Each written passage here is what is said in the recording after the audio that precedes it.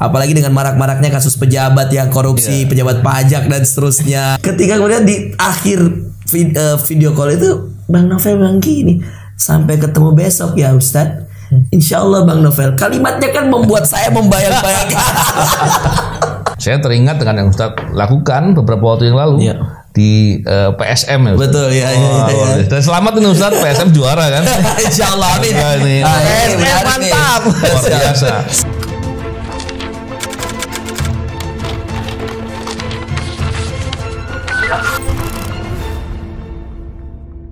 Bismillahirrahmanirrahim. Assalamualaikum warahmatullahi wabarakatuh. Waalaikumsalam. Salam integritas anti korupsi. Masya Allah.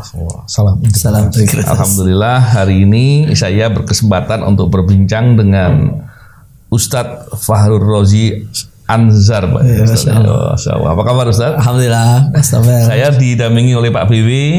Dan tentu kita ingin banyak mendapatkan perspektif, nasihat, masukan dari Ustadz. Masya Allah. Ini Ramadan soalnya kan. Ini bulan Ramadan. Dan ini masa dimana kita ditempa, dilatih dalam ibadah Ustadz ya. Semoga menjadi suatu kekuatan membuat kita menjadi lebih baik setelah itu. Betul.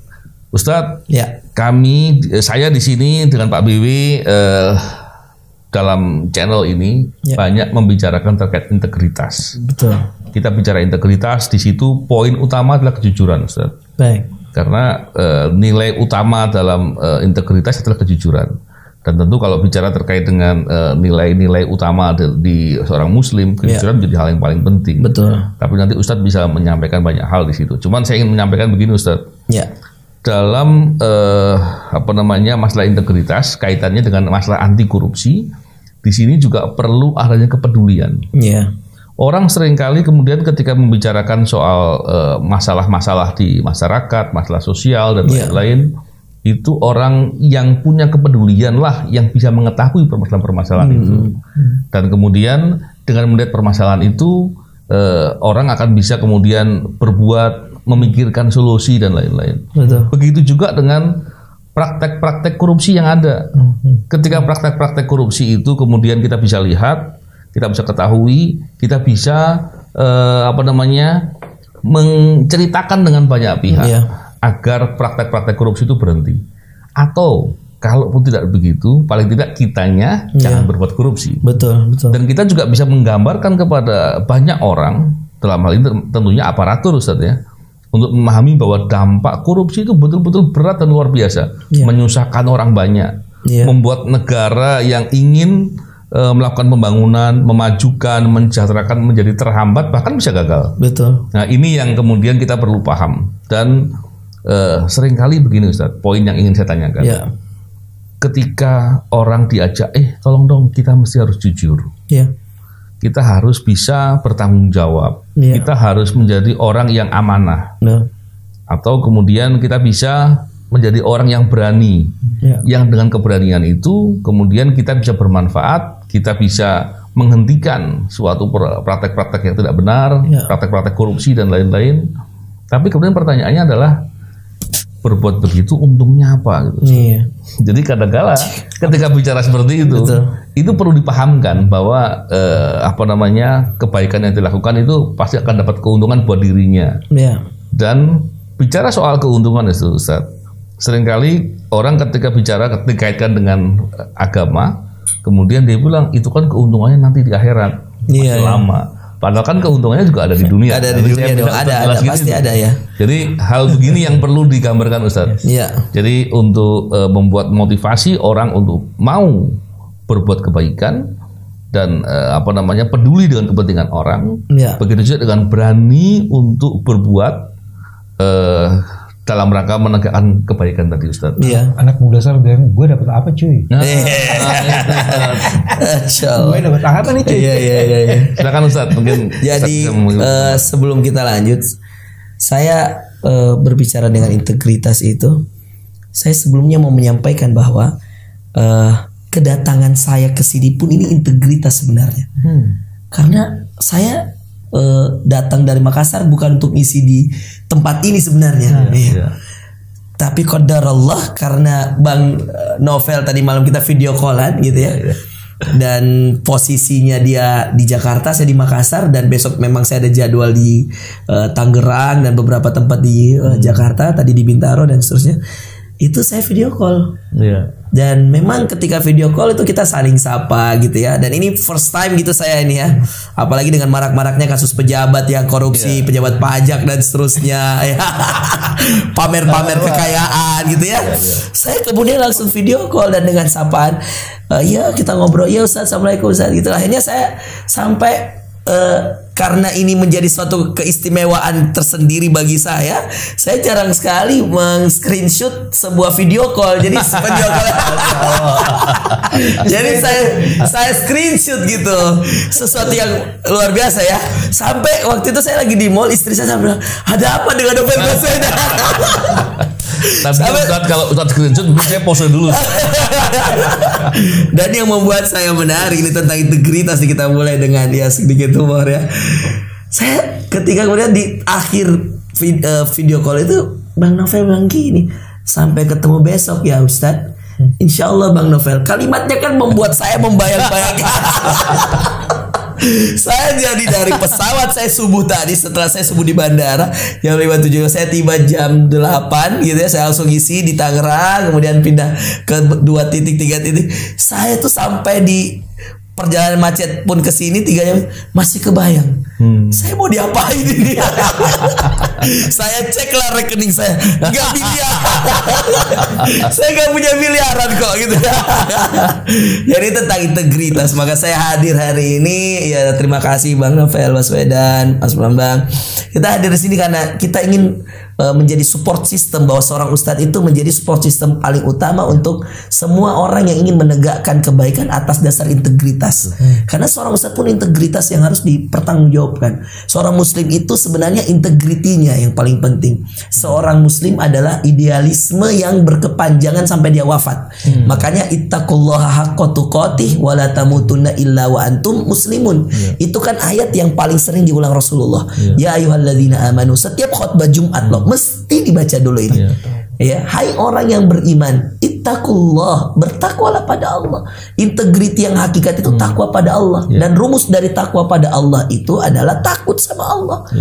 Takut akan banyak nikmat yang didustakan. Takut akan, mohon maaf, ada larangan yang sengaja ataupun tidak kita kerjakan. Maka sekelas Nabi melazimkan istighfar minimal 100 kali. Itu untuk membentuk integritinya dong. Nabi nggak punya dosa, tapi habis salam setiap sholat, Assalamualaikum warahmatullah, Assalamualaikum warahmatullah, apa yang dibaca? Astagfirullah 3 kali. Dan ini jadi sunnah sebelum dia bertahmid, bertasbih, bertakbir, berhauqalah la haula. Itu yang paling pertama setelah setiap sholat wajib maupun sunnah, istighfar 3 kali. Pertanyaannya kan, apakah ini sholat dosa? Enggak, tapi itu integriti.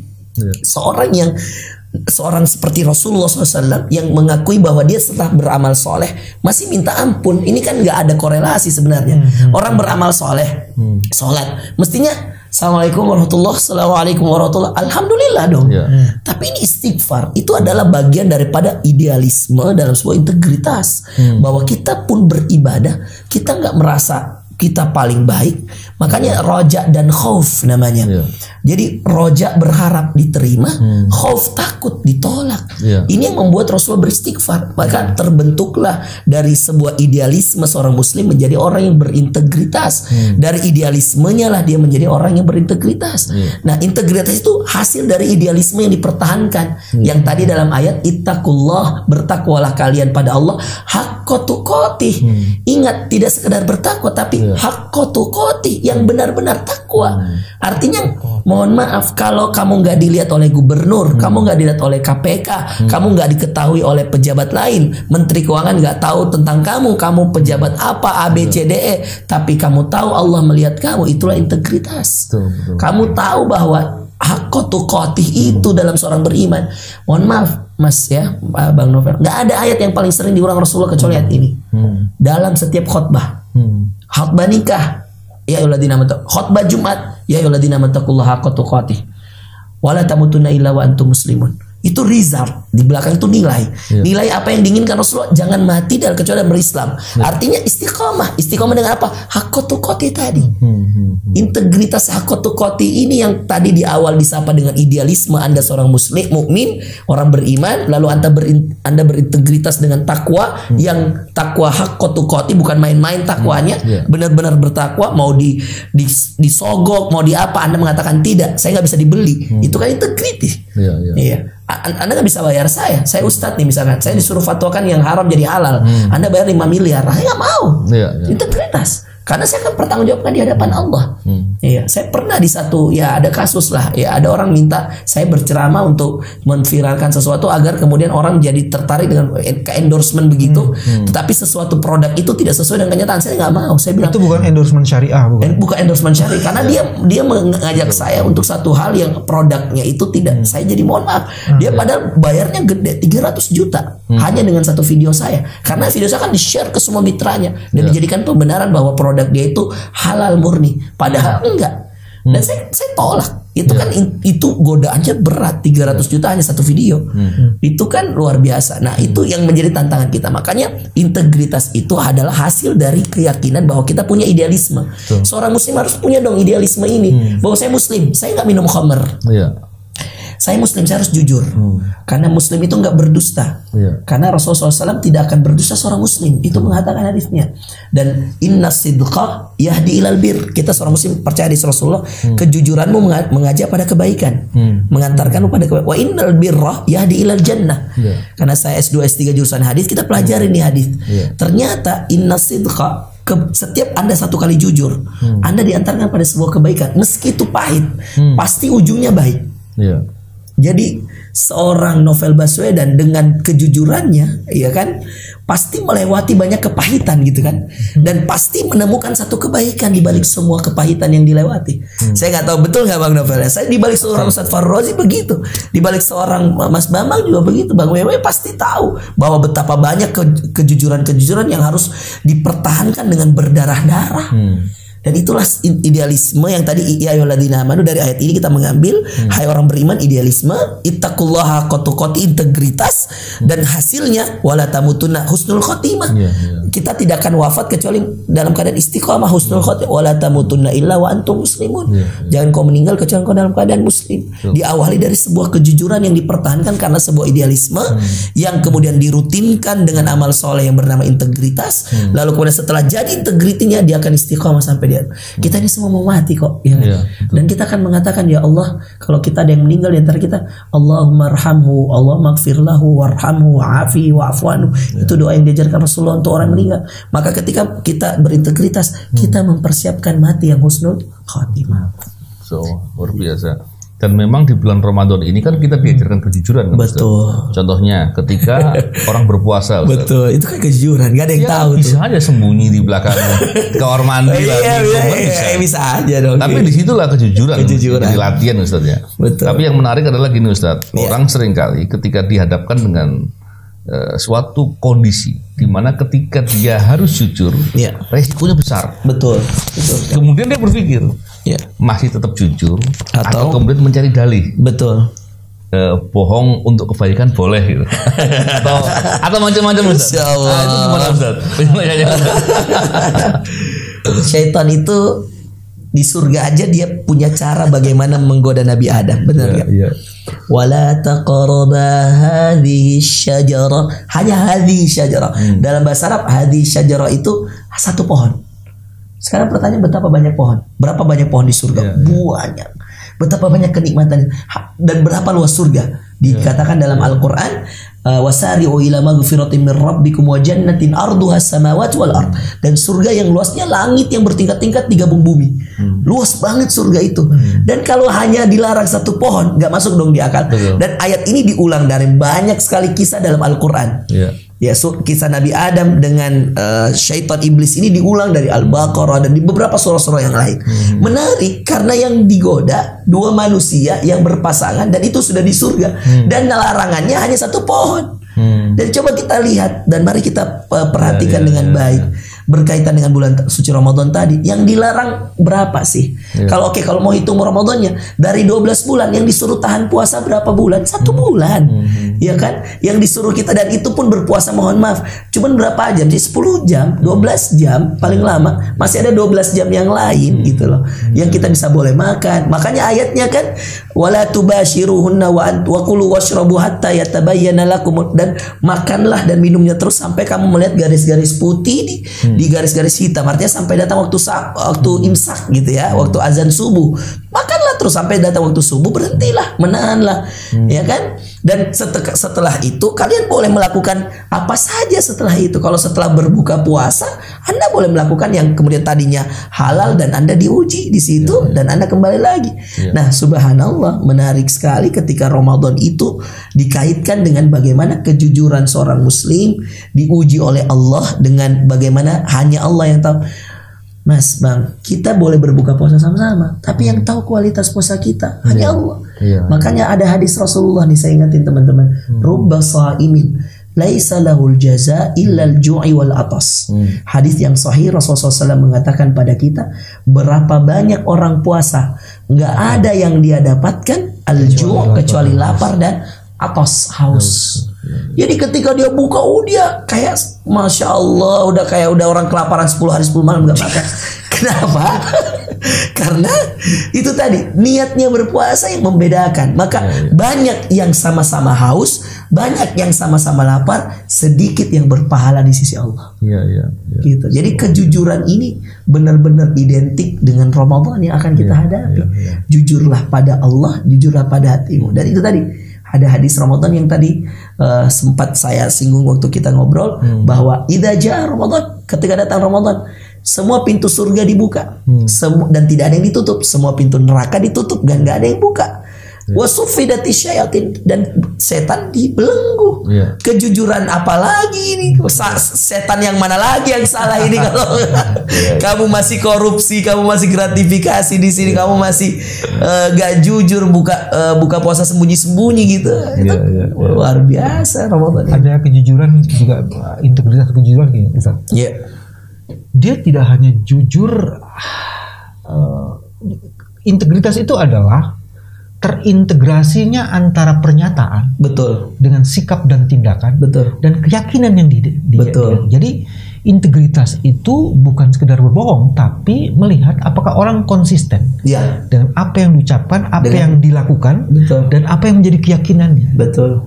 Itu bagian pertama tuh. Jadi artinya Ramadan itu sebenarnya ingin membangun sikap di mana kita istiqomah. Betul. Dengan pernyataan, tindakan, dan keyakinan. Betul.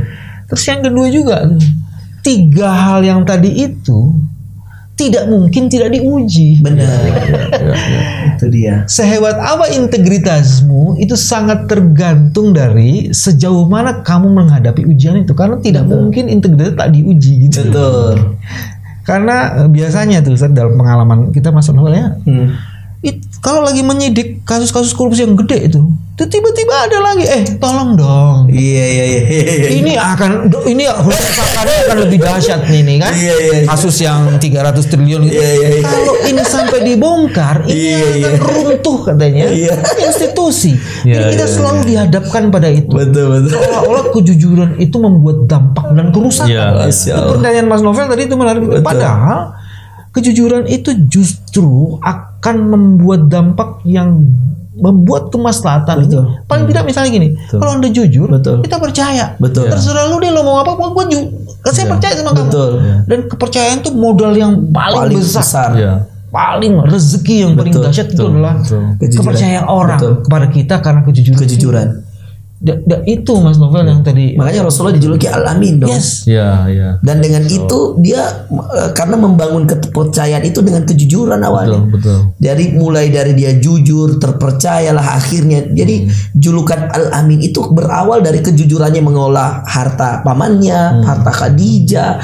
Kemudian dia menjadi orang yang Masya Allah di hadapan Quraisy pun terkenal dengan Al-Amin. Dia belum dikenal jadi Nabi, dia dikenal jadi Muhammad. Itu orang yang bisa dipercaya tuh. Itu sebabnya dalam banyak kajian Ustadz, kejujuran itu bukan kata benda. Betul. Dia kata kerja yang harus diusahakan dan bahkan diperjuangkan. Betul. Jadi orang yang tak mau berjuang untuk menegakkan kejujuran, dia sebenarnya tidak sedang berada di mana-mana. Betul. Menarik gitu. Ini belajar dari Ustaz. Makanya kita perlu masukan dari beliau. Masya Allah. Dan gini Ustaz, kalau bicara soal tadi soal apa kejujuran ya, kan tadi kan dikatakan tadi yang saya tanyakan bahwa orang selalu berpikir kalau jujur resikonya besar. Contohnya nih koruptor kalau ketangkep gitu. Iya. Kan seringkali kalau aku jujur semuanya nanti sanksinya berat. Padahal yang terjadi dengan dia jujur semua justru malah sanksinya jauh lebih ringan. Betul. Tapi seringkali tadi yang Ustaz tadi sampaikan saya kira tepat sekali.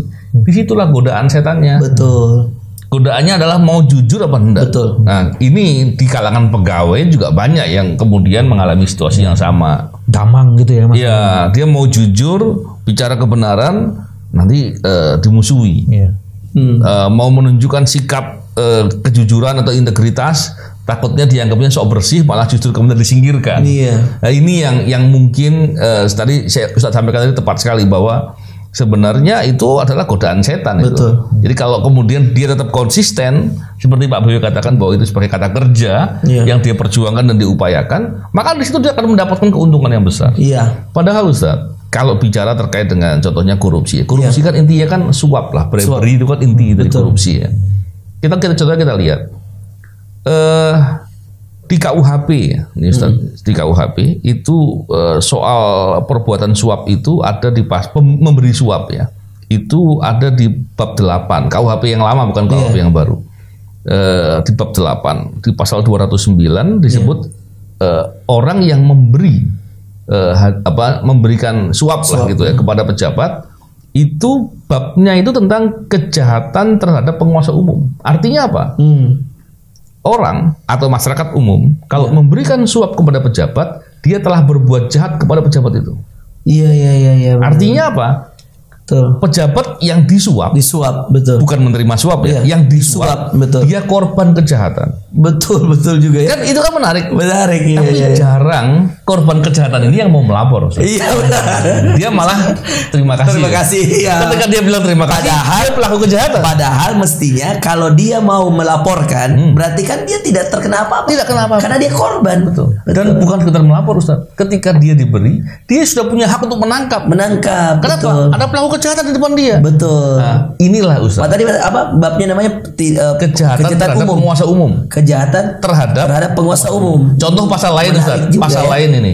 Ketika petugas bekerja dan dia kemudian diganggu, dilawan ya. Itu pasalnya 212. Ya. Pasal 212 itu adalah melawan petugas. Betul. Petugas yang dilawan dia korban kejahatan. Wah, iya menarik. Nah, 209 suap contohnya, memberi suap. Jadi pejabat yang diberi itu sedang diserang. Betul. Kehormatannya, betul. Nah, di situ sebetulnya negara juga sudah memposisikan aparatur sebagai orang yang mulia, orang berintegritas, yang punya kehormatan tinggi, yang harus dia jaga. Betul. Tapi ketika dia diberi dan dia tidak kemudian menolak, kalau menolak saja itu udah bagus, perbuatan jahatnya tetap terjadi. Betul. Tapi dia harus tersinggung dan menangkap orang itu. Betul. Ketika dia lakukan itu, maka itulah kehormatan terjaga. Tapi kalau dia menerima atau bahkan dia yang mengatur, dia yang minta. Kalau itu mengatur atau yang meminta. Itu babnya pemerasan. Jadi bukan penyuapan babnya. Kalau sampai dia menerima, itu masuk dalam bab 27. Kejahatan dalam jabatan, berarti dia berbuat jahat dalam jabatannya. Nah, di sinilah Ustaz. Jadi sebetulnya dalam KUHP juga sudah ada gambaran betul. Bahwa pejabat itu orang yang dimuliakan. Tadi Ustaz bilang bahwa ada suatu kehormatan, ada suatu nilai yang dia harus jaga. Betul. Tapi ketika dia tidak melakukan itu, maka dia sedang menghinakan dirinya. Betul. Gitu Ustaz ya. Gimana pandangan Ustaz itu? Nah, betul. Jadi sebenarnya kembali pada hadis Rasulullah SAW, kullu mauludin yuladu ala fitratin. Sebagaimana kata Nabi bahwa setiap yang baru lahir itu semua manusia diratakan oleh Allah. Itu seperti bayi yang baru lahir suci. Nah, fa'abawahu yuhawwidani au yunassirani au yumajjisani. Maka orang tua mereka yang menjadikan mereka Yahudi, Nasrani dan ini Allah ingin satu lewat hadis Rasulullah SAW ini Allah ingin memberikan bukti bahwa asli dasarnya manusia itu punya fitrah. Dan menarik ketika Rasulullah SAW ditanya tentang suatu dosa dan bolehkah saya melakukan itu, Rasul cuma mengatakan istafti qalbak, tanya hatimu. Padahal ini pelaku dosa gitu ya. Dia tanya hati, berarti fitrah manusia itu diberikan oleh Allah hati yang menerima kebaikan, tidak menyukai keburukan gitu ya. Aslinya semua manusia itu. Maka ada faktor X, faktor Y, faktor Z, lingkungan lah, pola didik orang tua, keadaan, ada yang karena keterpaksaan, ada yang karena dia sulit menghindar atau karena dia udah berada circle yang salah. Lingkungan seperti hadis Rasulullah dalam hadis Bukhari, bertemanlah dengan penjual minyak wangi. Jadi ada orang ikut wangi karena berteman dengan penjual minyak wangi. Dan kata Rasulullah jangan berteman dengan pandai besi. Karena kalau kamu berteman dengan pandai besi, kamu nggak pegang besinya, kamu ikut terkena apinya. Itu semua tentang lingkungan, circle. Jadi asli dasar manusia itu ketika dia lahir di muka bumi itu suci dan punya terhormat, kehormat. Maka apa yang paling dijaga dalam agama kita? Hifdzun nafs. Jiwa manusia itu dijaga. Maka ada ayat al-aina bil ain. Seperti Mas Baswedan ini, Bang Novel, itu kan mata dengan mata mestinya kalau kita berhadapan dengan syariat. Dirusak matanya, merusak mata orang. Yang merusak itu harus dirusak matanya. Pelakunya nih kalau ketemu dalam kisosnya agama kita, al-aina bil, ini ayat Quran. Saya berani katakan karena ini agama kita, hukum kita dan kita syariat kita. Ayat Allah, al-aina bil ain. Mata dengan mata, wal anfa bil anf, wal udhuna bil udhun. Telinga dengan telinga. Saking bagaimana Allah menjaga ciptaannya. Bukan kalau mengatakan laqad khalaqnal insana fi ahsani taqwim. Kami ciptakan manusia dengan sebaik-baik penciptaan. Maka jangan sampai kamu merusak harga diri yang Allah telah berikan kepada kamu yang sebaik-baik penciptaan ini dengan membuatnya jatuh pada hal-hal yang hina. Jangankan jadi pejabat, Bang Novel, jadi manusia biasa aja kita udah mulia kok. Asal tidak melakukan dosa, asal tidak berbuat jahat, cari nafkah yang halal, asal tidak mengambil hak orang lain. Itu kan sebenarnya diatur dalam bab-bab dan seterusnya tadi KUHP dan seterusnya. Jauh sebelum itu, sebelum Allah menciptakan langit dan bumi ini, Allah sudah atur dalam Al-Quran yang kemudian diturunkan pada Rasulullah SAW di waktu yang tepat. Inna anzalnahu fi lailatul qadar. Dan lagi-lagi di bulan Ramadan. Dan itu ada kaitannya dengan madrasah Ramadan ini yang untuk membentuk seorang manusia menjadi manusia yang bertakwa. Karena Ramadan itu adalah tempat diturunkannya ayat-ayat Allah. Semua syariat diturunkan pada satu malam. Anzalnahu fi lailatin mubarakah, dalam sebuah ayat di surah Ad-Dukhan, inna anzalnahu fi lailatin mubarakah, kami turunkan Quran ini pada malam yang diberkahi. Inna anzalnahu fi lailatul qadar, kami turunkan pada malam yang namanya Lailatul Qadar. Akhirnya semua yang kemudian merusak dirinya itu karena dia sendiri mengikuti hawa nafsunya. Dan pada akhirnya semua yang kembali pada Quran yang dimuliakan, diberkahi, pada syariat, bagaimana menjaga diri, bagaimana menghiasi diri dengan amal soleh, itu maka dia akan dimuliakan. Karena tidak ada manusia kecuali Allah muliakan. Bahkan dalam hadis tadi, orang tuanya lah yang menjadikan dia Yahudi, Nasrani, Majusi. Jadi jelas ayatnya bahwa semua kita pada dasarnya, hadisnya juga semua kita pada dasarnya adalah manusia yang dimuliakan Allah. Ahsani taqwim tadi, sebaik-baik penciptaan, semuanya baik secara fisik maupun secara apa yang kemudian Allah titipkan, mulai dari hati yang punya suara. Jadi manusia kalau berbuat dosa itu kalau hatinya bersuara menolak, berarti dia masih ada iman. Tapi kalau hatinya udah nggak menolak, saya khawatir dia udah jadi syaitan gitu ya, atau iblis bahkan. Kalau sudah dikutuk sumun bukmun umyun fahum, dibutakan lagi, sumun bukmun umyun. Jadi bisu, tuli, buta. Dan dia tidak berpikir, tidak berakal. Tadi bicara soal pengalaman saya, Ustadz. Sebetulnya yang lebih berpengalaman tuh Pak Biwi.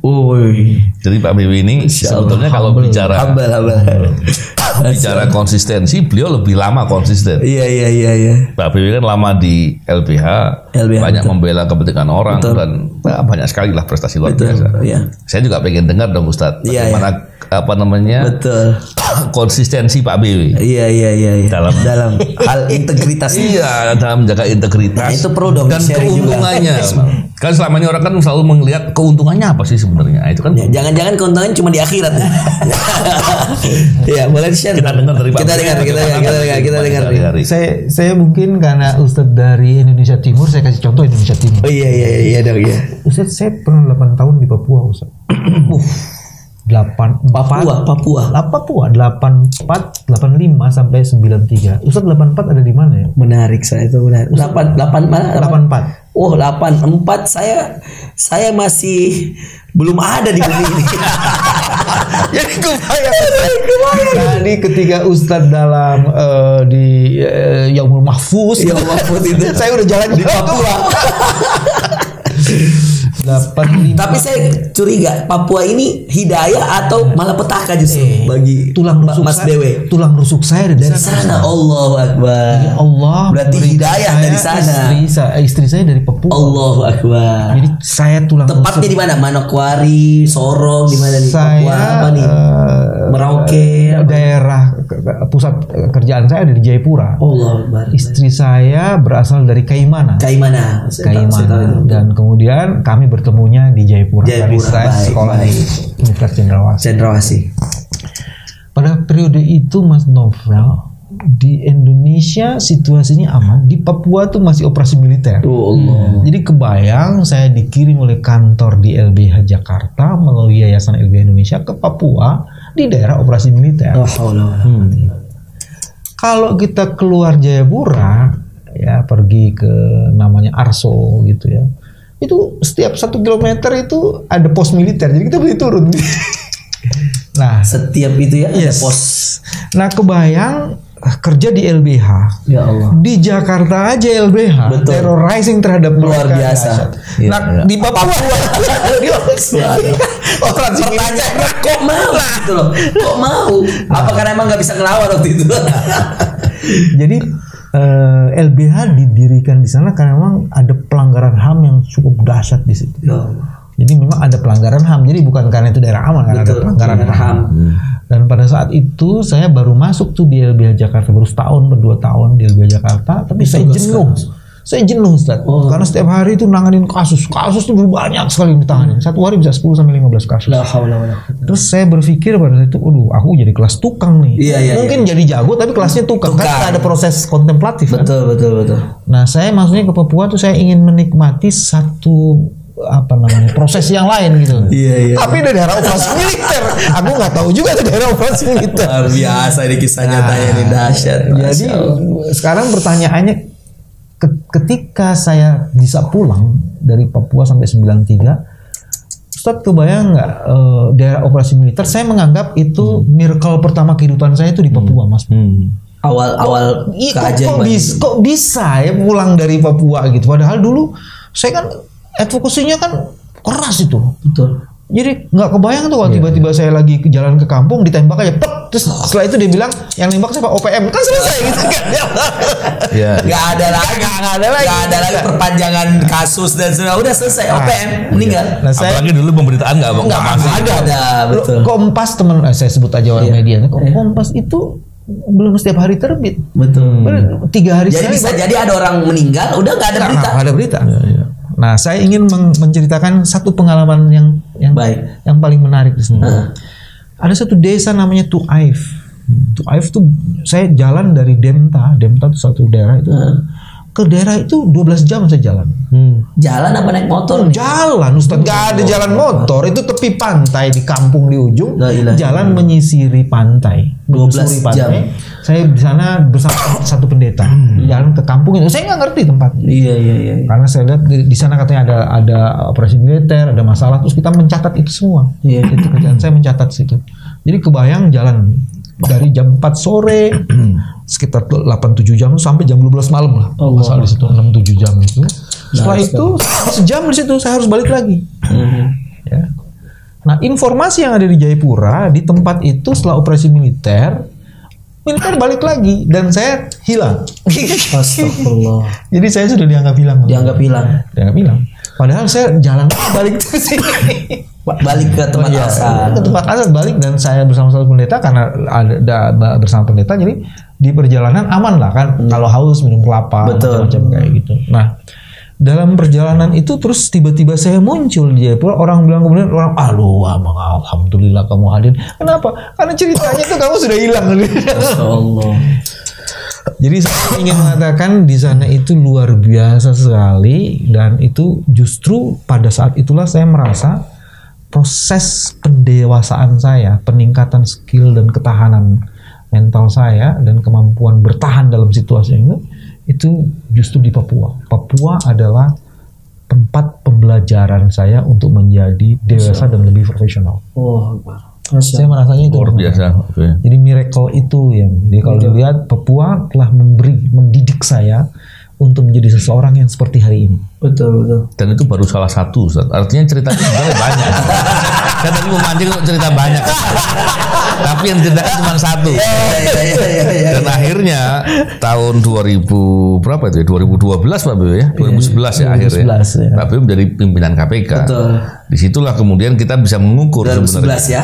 Sama teman sekampungnya Ustaz. Iya, sama dong. Betul. Di situ menggambarkan. Kalau saya mengistilahkan itulah the legend of KPK sebenarnya. Waduh. Ya. Karena penyidiknya beliau. Kita ini pimpinan nggak ada. Masih banyak yang lain. Salah satu the top gun-nya itu. KPK itu salah satu. Dan saya melihat itulah mungkin waktu di mana banyak kan penduduk tanah air ini mengenal istilah KPK itu.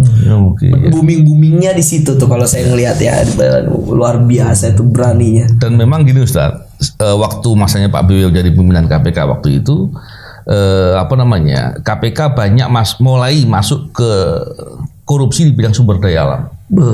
Itu dampaknya luar biasa dan upaya dilakukan luar biasa sehingga serangan baliknya juga luar biasa. Makanya kalau dilihat serangan balik waktu itu sampai Pak BW dikriminalisasi, dimuliakan Allah.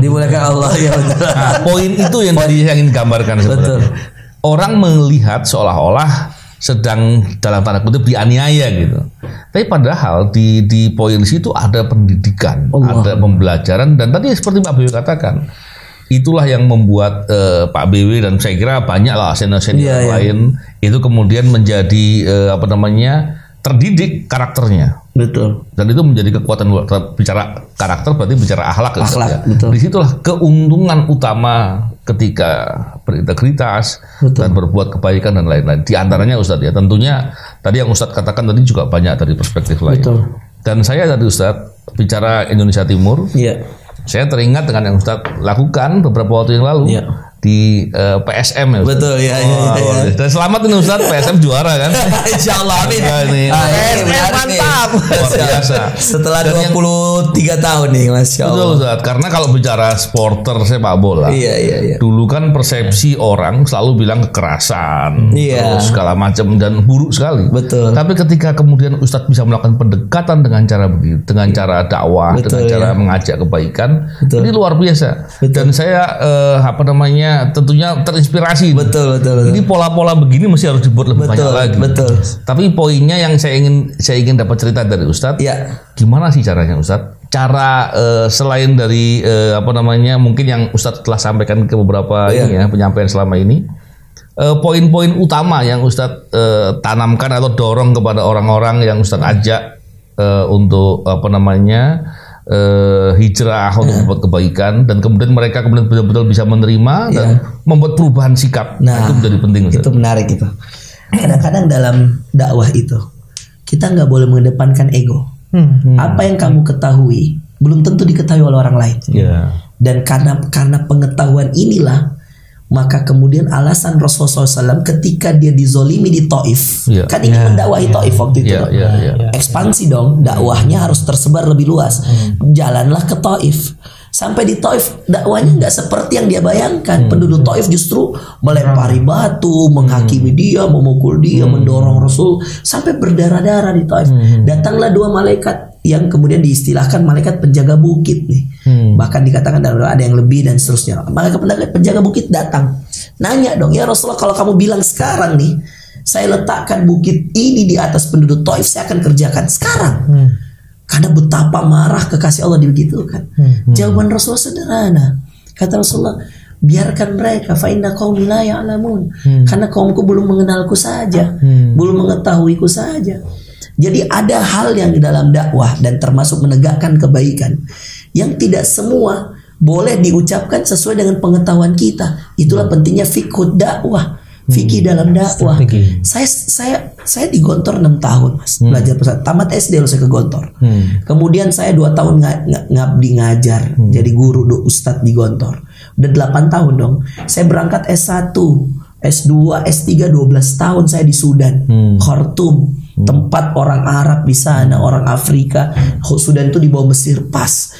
Kalau mau ke Saudi tinggal naik pesawat cuma 1,5 jam, kayak dari Makassar Surabaya, Jakarta Surabaya, deket kan? Itu daerah ekspansi yang kemudian itu menjadi Arab di benua Afrika. Saya belajar di sana dong 12 tahun, melihat langsung keadaan di sana dan seterusnya. Apakah ketika saya pulang dari Sudan dengan PhD saya, gelar saya ada BSH, Bachelor of Syariah, MA, Master of Art, kemudian PhD saya pulang kalau kemudian menerapkan semua, kamu ini kafir, kamu bid'ah, kamu ini, loh, di mana pengetahuan saya tentang dakwah yang lemah lembut dari Rasulullah? Wa ma arsalnaka illa rahmatan lil alamin. Kami mengutusmu wahai Muhammad, tidaklah kami mengutusmu kecuali untuk menyebarkan kasih sayang. Dan saya masukin PSM ini bukan dari saya penggemar PSM, bahkan saya stadion pertama yang saya masuki Olimpico Roma, waktu saya diajak nonton di KBRI, waktu itu saya ceramah di sana di Kedutaan Besar Republik Indonesia untuk peresmian komunitas Muslim Indonesia Roma 2019. Baru saya hijrahkan di UKI lewat cara saya ajak dia biker subuhan, saya ajak dia ngobrol, ngopi, ngomong, dia nanya terserah dia mau apa, dia curhat terserah dia. Saya datangkan pemahaman yang insight yang berbeda. Coba sekali-sekali ambil air wudhu, sholat.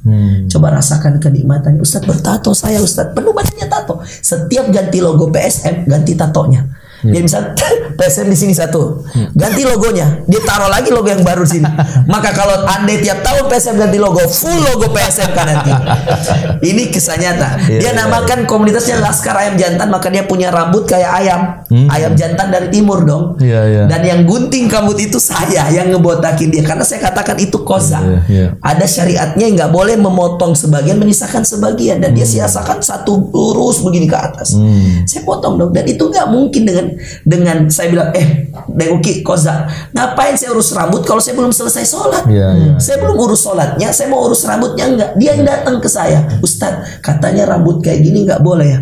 Waduh, Deng Uki panggilan sederhananya. Saya bilang mohon maaf Deng Uki, Panglima, Anda Panglima di supporter, tapi dalam ilmu agama ya mohon maaf Anda murid saya. Saya sebagai gurunya, kalau Anda bertanya benar-benar nih, kalau saya sebagai teman, andaikan ini tidak merusak pertemanan saya dengan Deng Uki, saya sebenarnya nggak apa-apa Deng Uki pakai kayak gitu. Saya nggak mau tegur dulu. Kenapa Ustaz tidak tegur? Karena sebagai saya nggak terlalu penting masalah, mohon maaf nih, rambut, nggak terlalu penting masalah celana, nggak terlalu penting mohon maaf masalah jenggot dulu. Nanti belakangan kamu akan sadar sendiri apa manfaat jenggot. Kamu akan sadar sendiri kenapa celana begini, kenapa ada orang sunnahnya mohon maaf dia rambutnya nggak boleh potong setengah, koza istilahnya. Saya bukan urusan saya Deng Uki itu. Saya fokus saya Deng Uki jangan bikin dosa, jangan pukuli wasit, jangan mohon maaf keroyok supporter orang lain. Datang orang sini jamu dengan baik, kita tuan rumah. Adabnya kan mangkana yu'minu billahi wal yawmil akhir falyukrim dhaifa. Kalau ada supporteran kan dia tamu dong. Kata Rasulullah, siapa yang beriman pada Allah dan hari akhirat, muliakan tamunya dong. Oh iya ya Ustaz, tapi benar Ustaz, saya bertanya berdosa kayaknya saya. Kalau Deng Uki yang tanya, maka saya secara keilmuan harus jawab dengan jujur dong. Dosa. Kenapa? Ada larangan. Koza namanya. Maka dia bilang Ustaz potong. Dan waktu saya potong itu, saya masih ingat di Mall Ratu Indah, wartawan datang banyak banget. Dan itu masuk di Fajar, Tribun Timur, Masya Allah, masuk di Instagram orang, Facebook orang. Saya menggunting rambut Deng Uki yang puluhan tahun dia pelihara, nggak ada yang berani sentuh. Kalau PSM kalah, jangan berani-berani lewat Jalan Beruang. Ada namanya Jalan Beruang, itu ada markasnya Laskar Ayam Jantan. Karena kalau PSM kalah, kamu bisa dipukul Deng Uki lewat situ. Kamu bisa dihantam Deng Uki. Istrinya aja bilang, jangankan ini Ustaz, saya mau tegur aja saya nggak berani, karena dia bisa marah kalau PSM kalah. Semuanya jadi nggak stabil. Sekarang PSM menang, PSM kalah, ya udah dewasa. Dia mengerti. Akhirnya kita mendewasakan orang dengan sudut pandang yang berbeda. Maka tadi kembali pada dasar, latar belakang seseorang itu tidak boleh disamakan. Dan agama ini rahmatan lil alamin. Dan mungkin ya Mas ya, saya Allah alim, saya ufawidu amri ilallah. Saya bukan orang yang membawa hidayah. Semuanya hidayah milik Allah. Bahkan Rasulullah tidak bisa berhidayah pada pamannya. Innaka la tahdi man ahbabta walakinnallaha yahdi man yasha. Dalam surah Al-Qasas Allah mengatakan, engkau wahai Muhammad tidak bisa beri hidayah pada siapa yang kau cintai, tapi Allah memberi hidayah pada siapa yang dikehendaki. Beda yang dicintai dan dikehendaki. Saya pun demikian. Saya mengenal PSM ini baru-baru aja 3 tahun terakhir, dan Allah langsung kasih juara PSM 2019 Piala Indonesia. Waktu itu saya hadir melawan Persija Jakarta 2-0, dan saya pertama kali sholat di Stadion Mato Angin waktu itu. Dan itu menjadi luar biasa karena statusnya PSM sudah kalah di Jakarta 1-0. Dan kalau andai dia PSM menang pun 2-1 saja, Persija yang akan juara. Dan sudah ada kejadian pelemparan bus sebelumnya, dan saya hadir, saya berdoa. Bayangkan, saya tidak mencintai PSM dan saya doakan PSM waktu itu. Dan Allah kabulkan doa dan juara. Karena siang harinya saya datang ke DUG, katanya saya nggak jamin Ustadz, karena bisa jadi anak-anak meluapkan kekecewaan sama wasit, apa bisa jadi ada korban. Saya bilang, DUG bagaimana kalau ada korban? Saya bilang, kami nggak jamin Ustadz. Saya bilang, waduh, ingat kita sudah hijrah, bahaya. Saya bilang, saya nggak bisa jamin. Kalau Ustadz hadir, maka tiket yang dia kasih saya masuk. Saya ingat di VIP Utara waktu itu saya duduk, supporter nyanyi, saya kerjanya doa aja, semoga PSM menang. Dan ternyata yang banyak kita lupakan hari ini ketika kita ingin memperbaiki seseorang, menebarkan manfaat, kita lupa seperti Rasulullah yang menjadikan Umar bin Khattab hijrah dan betul-betul menjadi orang yang leader. Umar bin Khattab siapa? Manusia terbaik setelah Rasulullah, Abu Bakar. Dia dari awal bersama Rasulullah. Dan ada banyak orang yang setelah itu, Utsman, Ali bin Abi Thalib. Tapi siapa leader kedua? Umar. Satu orang asli bawaan Nabi dari awal Islam, dan satu orang yang dihijrahkan. Dan dia bisa jadi leader buat yang lebih dulu Islam dari dia. Itu menandakan hijrah seseorang bukan di tangan kita. Maka saya ingin mengajak bahwa teman-teman PSM berhijrah dan seterusnya itu, para supporter yang mungkin nanti nonton, bukan saya yang menghijrahkan DUI, Allah. Bukan saya yang menghijrahkan supporter, Allah. Pemain-pemain PSM mulai dari pernikahannya, masalah-masalahnya, semuanya cerita ke saya. Mulai dari Rashid Bakri, Arfan, Zulkifli Syukur, semua itu kita cerita, kita ke rumahnya, kita ngobrol. Itu semua bukan saya menghijrahkan, tapi saya begitu bahagia ketika mereka menjaga sholat. Bahkan mereka adalah orang yang terang-terangan ke pelatih, kalau waktu sholat kami izin sholat. Dan ternyata pelatih Eropa pun mengizinkan. Dan itu menandakan bahwa Masya Allah, tidak ada halangan untuk beribadah bahkan di semua profesi yang Anda tekuni dan Anda kerjakan. Dan ini jadi menarik sekali. Dan gitu. Ustadz adalah wasilah. Iya, mudah-mudahan kita, iya, Masya Allah. Dan kalau tahun ini juara, itu adalah juara liga pertama setelah 23 tahun. Masya Allah. Allahu Akbar, itu hadiah-hadiah semua dari Allah. Dan Anda tahu, Deng Uki setelah PSM juara Piala Indonesia 2019, dia dapat hadiah umroh dari salah satu orang jamaah saya. Tiba-tiba menawarkan bahwa, Ustadz, bisa nggak DUI kita tawarkan umroh? Silahkan tawarkan. Dan dia mau. Umroh pertamanya langsung kemudian dengan penuh tatoknya. Makanya ada waktu dia bawa, dia kan dididikan pembantu Ustadz gitu ya, mutawif. Tiba-tiba dia kemudian duduk di depan. Awalnya kan dia pakai baju tertutup, maka ketika kain ihram kan harus terbuka, maka kelihatan semua tatonya. Sampai ada seorang ibu yang kemudian duduk di belakang, lalu kemudian sambil dengan tangan mungkin bergetar ya, dia telepon suaminya, lalu dia mengatakan, Pak, kita salah travel. Kenapa? Pembibinya tatoan. Dikiranya Deng gitu pembibi dengan penuh tato, jadi dia takut gitu. Kita sangat travel, kata Masya Allah. Ya diceritakan lah bahwa Deng itu hadiah umrah, Masya Allah. Luar biasa.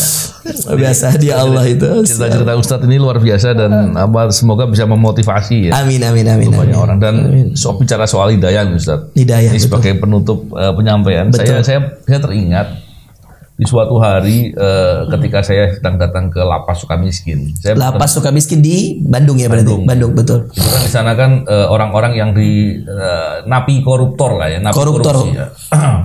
Salah satu orang bertemu dengan saya, dia bilang, dia pernah menjadi anggota DPR, pernah menjadi anggota BPK, pernah juga menjadi pejabat di penegak hukum. Dia bercerita bahwa dipanggil saya karena dia umurnya jauh lebih tua. Dia panggil Novel maksudnya. Karena saya sebelumnya sering memberikan masukan untuk dia jujur, udah deh, bicara apa adanya dan lain-lain. Dia bilang, saya sekarang bersyukur. Masya Allah. Saya ada di sini. Bersyukur, dia bilang. Seandainya saya menjadi pejabat dan saya kemudian tidak diingatkan oleh Allah dengan kondisi seperti ini, maka bisa jadi saya sedang bermaksiat sekarang. Allahu Akbar. Tapi ketika saya sekarang ada di Sukamiskin, maka Anda bisa lihat saya setiap hari sholat di masjid. Kadang-kadang jadi imam, dia bilang. Masya Allah. Saya selalu ibadah sunnah dan saya gunakan untuk semua kebaikan. Dan ini di usia saya yang sudah di atas 60 tahun. Masya Allah. Ini kan suatu hidayah yang luar biasa. Maka saya pikir semoga orang-orang yang masih belum belum terbuka hatinya, mendapatkan hidayah dan kemudian menghindari maksiat berupa berbuat korupsi dan hal-hal yang tidak baik lainnya, Ustadz. Menarik. Dan saya pikir tadi gambaran dari Ustadz semoga bisa membuat banyak orang terbuka pikirannya bahwa ternyata berbuat kebaikan, menjaga akhlak, tadi Pak BW bilang kalau bicara kejujuran kan kata kerja Pak BW. Iya, betul. Perlu ada upaya kesungguhan dalam memperjuangkan itu. Benar. Semoga bisa kemudian memotivasi banyak orang. Saya jadi ketemu ide ini, Mas. Pakai frasa kata saya. Integritas itu harus diperjuangkan, dan cara memperjuangkannya yang istiqomah. Jangan-jangan itu adalah jalan kemuliaan supaya Rob ridho. Allahu Akbar. Dengan ridhonya Rob, maka hidayah itu akan muncul. Allahu Akbar. Luar biasa. Jadi kita harus jadikan Ramadan ini adalah bulan pencarian hidayah melalui ridho dari Rob. Makanya doanya di antara yang sering juga dibaca Rasulullah, Allahumma inni as'aluka ridhaka wal jannah. Ya Allah, aku selalu mencari ridhamu dan surga. Jadi ridho Allah dulu baru surga. Bukan jannah dan surga dan ridho enggak. Karena kalau Allah ridho, surga itu bonus. Masya Allah. Kalau Allah sudah kasih hidayah, pasti kita dapat yang lain. Makanya pertama kali orang masuk surga nanti, semua akan mengatakan dalam surah Al-A'raf dikatakan, wa naza'na ma fi qulubihim min ghil. Kami cabut semua penyakit hatinya, tajri min tahtihimul anhar, di bawah mereka mengalir sungai-sungai, wa qalu, dan mereka mengatakan alhamdulillahilladzi hadana li hadza. Segala puji bagi Allah yang telah memberikan hidayah ini. Wa ma kunna linahtadiya laula an hadanallah. Dan kami enggak mungkin dapat hidayah kalau Allah enggak kasih hidayah. Masya Allah. Terima kasih Ustaz Fardhulozi, Pak BW. Semoga perbincangan ini mendapatkan kebaikan. Jadi ternyata perasaan saya yang dari semalam itu nggak benar ya? Nggak benar, Ustaz. Saya kira saya langsung cek rekening sampai ada berapa puluh M ini. Ada lagi marak, sekarang lagi viral di Instagram, dan saya kan kebetulan berteman dengan banyak teman-teman pejabat ya. Boleh Sulsel itu hampir semua pejabatnya. Tadi pagi saya sama Pak Bupati Wajo satu pesawat ya. Saya sering isi lah dengan saya tuh sampai masih berpikir ini kira-kira saya ditanya apa. Saya iPhone juga alhamdulillah ada yang dikasih, ada yang beli gitu kan. Itu pun hasil ceramah, hasil jual buku gitu kan. Saya mulai berpikir ini jangan-jangan apa, saya lihat jam tangan saya, 2 juta. Bukan enggak mahal. Masya Allah. Jadi ternyata firasat saya yang seharian saya diuji Allah sampai di mobil saya diskusi dengan tim ini, kita kira-kira mau ditanya apa sama Novel, dia korelasinya apa dengan saya ini. Allah pertemukan kita ini dengan sesuatu yang menarik sekali ini. Saya nggak bisa tahu ini apa saya yang dapat hidayah atau Mas Novel yang dapat hidayah. Masya Allah, luar biasa. Terima kasih banyak Ustaz. Siap ya, saya terima kasih. Masya Allah. Senang sekali bisa Alhamdulillah Ustaz. Ini bukan yang terakhir. Insya Allah siap. Kita berharap pasti ada waktu lain. Siap untuk bisa memberikan Bismillah, insya Allah. masukan serta motivasi buat. Siap, Novel. Siap. Terima kasih. Salam integritas, anti korupsi. Assalamualaikum warahmatullahi wabarakatuh.